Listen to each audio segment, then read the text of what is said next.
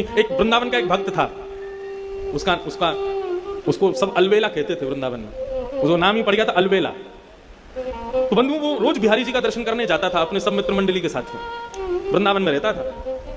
बिहारी जी का दर्शन करने के लिए नित्य जाता तो सारे उसके सखा दर्शन करते। सखा मतलब सब भजनानंदी थे, अलग अलग कुटियाओं से सब एक जगह मिलते और फिर बिहारी जी का दर्शन करने जाते। बहुत वर्षों तक बिहारी जी ने उसको दर्शन दिया, लेकिन एक दिन एक अचंबा हुआ। तो जैसे ही बिहारी जी का दर्शन करने के लिए गया तो बिहारी जी में बार बार पर्दा आता है, तो पर्दा आया हुआ था, दर्शन करने के लिए सब खड़े थे। जैसे ही पर्दा हटा सब कहने लगे श्री वृंदावन बिहारी लाल की। उसके संग जो बाकी के भजनानंदी संत थे वे भी सब कहने लगे वृंदावन बिहारी लाल की जय, लेकिन उसने नहीं कहा।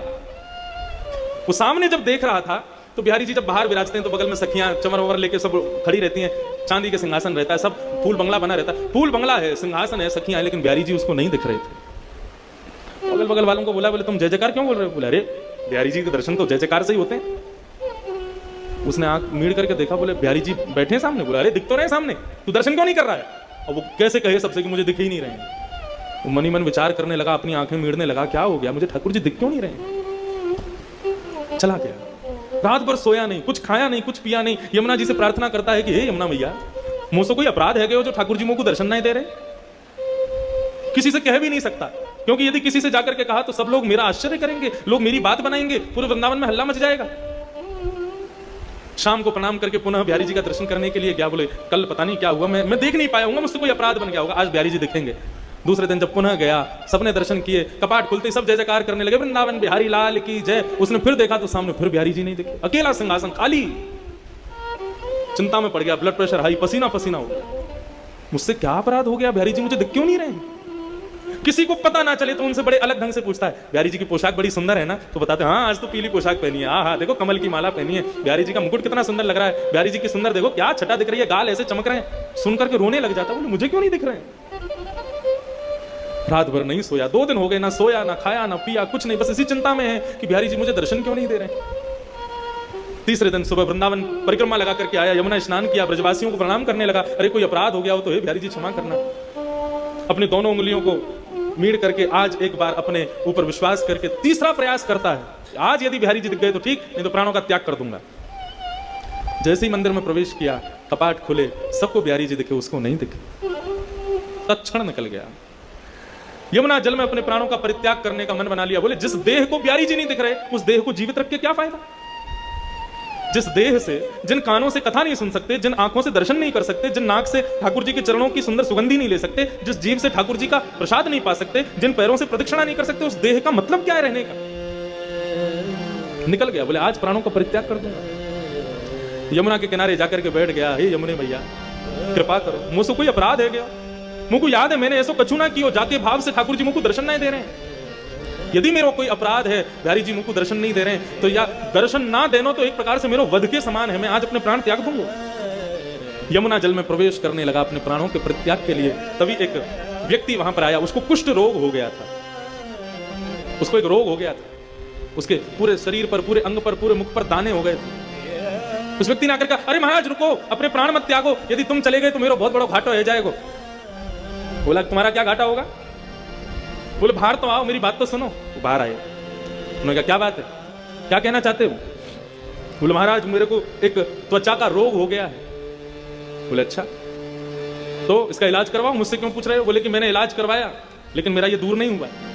मैं वृंदावन आकर के रहने लगा, तभी एक संत ने मुझसे कहा कि भैया यदि तुमको अपना कुष्ठ रोग दूर करना है तो मैंने स्वप्न में तुमको देखा था, और स्वप्न में बिहारी जी ने मुझे प्रेरणा दी कि यदि मेरा भक्त अलबेला इसको कह दे, इसकी गुहार मुझसे लगा दे कि हे बिहारी जी इसका कुष्ठ रोग ठीक कर दो, तो ये ठीक हो जाएगा। अलबेला बोला ये कौन सी विचित्र बात बता रहे हो?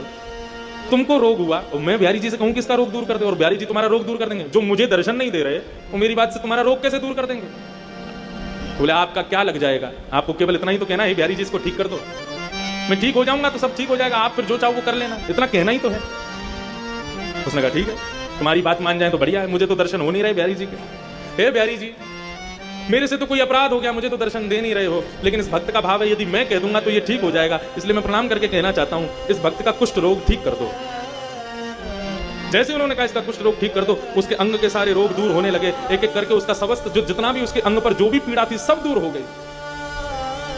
तो भक्त देख करके आश्चर्य करने लगा, मेरे को दर्शन नहीं दे रहे, 3 दिन से मुझे दर्शन जिनका नहीं हो रहा, वो मेरे एक बार कहने पर तुम्हारे रोग को दूर कर रहे हैं। मुझे समझ नहीं आ रहा ये हो क्या रहा है। इतने में सामने सांवरे सलोने श्री बिहारी जी महाराज प्रकट हो गए। प्रकट होकर के उसको दर्शन दे दिया।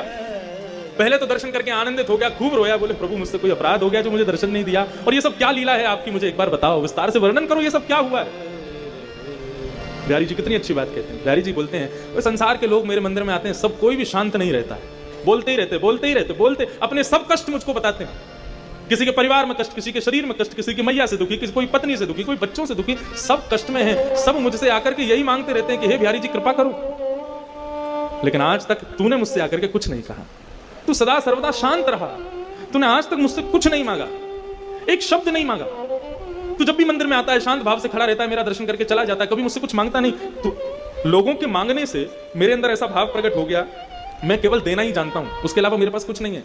लेकिन अलवेला मेरे से आकर के कभी कुछ नहीं मांगता है, तो जो मुझसे कुछ नहीं मांगता ऐसे व्यक्ति को मैं दर्शन कैसे दूं। तू मुझसे कभी कुछ मांगता ही नहीं है, उसको दर्शन देने का तो मुझे अधिकार ही नहीं है। मुझे स्वयं पर एक ऋण जैसा लगता है तू कुछ मांगता नहीं है तो, क्योंकि संसार के लोग मांगते हैं, तू नहीं मांगता ना, इसलिए मुझे ऋण लगता है। ऐसा लगता है मुझ पर लोन चढ़ा दिया तूने, इसलिए उस ऋण से उऋण होना चाह रहा था मैं, इसलिए 3 दिन से भाग रहा था। ऋण मांगने वाले जब आते हैं तो ऋण देने वाला भाग जाता है। ऐसे ही तू रोज आता था तो मैं रोज चला जाता था कि इसका ऋण मुझ पर चढ़ा है, मैं कैसे दूर करूं उस ऋण को। लेकिन आज मैंने एक लीला करवाई, तू 3 दिन से रो रहा था मुझे दर्शन दो दर्शन दो। मैंने कि पहले तेरा ऋण चुकता होगा तभी तुझको दर्शन दूंगा। तो मैंने ऐसी योजना बनाई कि तेरे द्वारा कुछ तो मांगा जाए। तो इस कुष्ठ रोगी का कुष्ठ रोग दूर करने का भाव तूने मुझसे मांगा, तेरा ऋण उतर गया, मैंने तुझको दर्शन दे दिया। इसका मतलब 2 भाव हैं। इसका मतलब ये मत समझना कि बिहारी जी से हम कुछ मांगेंगे नहीं तो बिहारी जी अदृश्य हो जाएंगे, नहीं। अरे विचार करो, बिहारी जी के सामने जाकर के केवल शांत रहोगे, कुछ कहोगे नहीं, केवल बिहारी जी का दर्शन करोगे, अपने मनोभाव कुछ नहीं व्यक्त करोगे। शांत व्यक्ति ठाकुर जी को अति प्रिय है।